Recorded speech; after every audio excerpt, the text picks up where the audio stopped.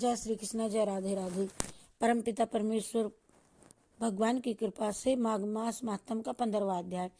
श्री दत्तात्रेय जी बोले कि एक समय कंचन मालिनी नाम की अत्यंत रूपवती अप्सरा प्रयागराज में माघ मास का स्नान करके कैलाश पर्वत को वापस जा ही रही थी।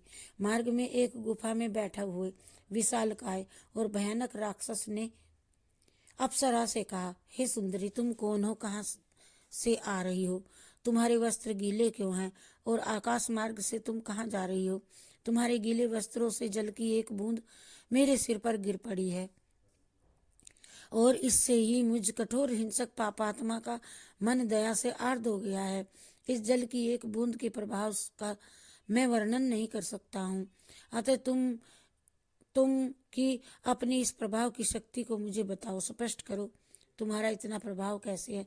उस राक्षस के प्रश्नों को सुनकर के अप्सरा कांचन मालिनी ने कहा, हे राक्षस, मैं स्वर्ग की अप्सरा कांचन मालिनी हूँ। इस समय मैं प्रयागराज में स्नान करके कैलाश पर्वत पर जा रही हूँ। मैं पार्वती जी की सखी हूँ। त्रिवेणी जल के प्रभाव से तुम्हारा हिंसक और पापी मन बदल गया है। अब तुम त्रिवेणी जल के प्रभाव को भक्ति भाव सहित सुन लो। हे राक्षस, पूर्व जन्म में मैं कलिंग आदि पति की वेश्या थी। मैं पहले जन्म में कलिंग देश के राजा की पति की वेश्या थी। मैं अनिद्य सौंदर्य और लावण्य में अधिक संपन्न थी। मैंने समस्त सुखों का भोग करते हुए अपने रूप के जादू से समस्त नगरवासियों को सम्मोहित कर रखा था। अनेकों प्रतिष्ठित तथा संपन्न व्यक्ति अपना सर्वस्व खो करके मेरे द्वारा निर्धन हो चुके थे। सब लुटा दिया था उन्होंने मेरे ऊपर। सदैव ही मैं धर्म विमुख बनी रही।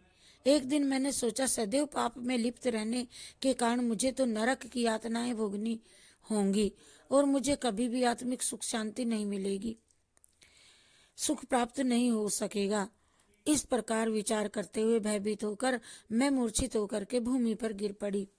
जब मुझे पुनः चेतना प्राप्त हुई तो वेदज्ञ और ज्ञानी राजपुरोहित के समीप गई और मैंने उनसे पूछा और हाथ जोड़ करके उनसे मैंने निवेदन किया, हे वेद शास्त्र मर्मज्ञ ज्ञानी और धर्मात्मा राजपुरोहित जी, मैं सदैव ही पापाचार में लिप्त रही हूँ।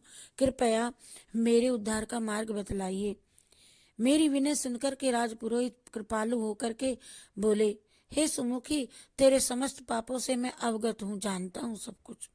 यद्यपि तेरे उद्धार की तथा मुक्ति की कोई संभावना नहीं दिखती है, तथापि तुम्हारे पश्चाताप, जो तुम पछताई हो अपने जीवन से, तुम्हारे पश्चाताप को देखकर मैं एक युक्ति बताता हूँ।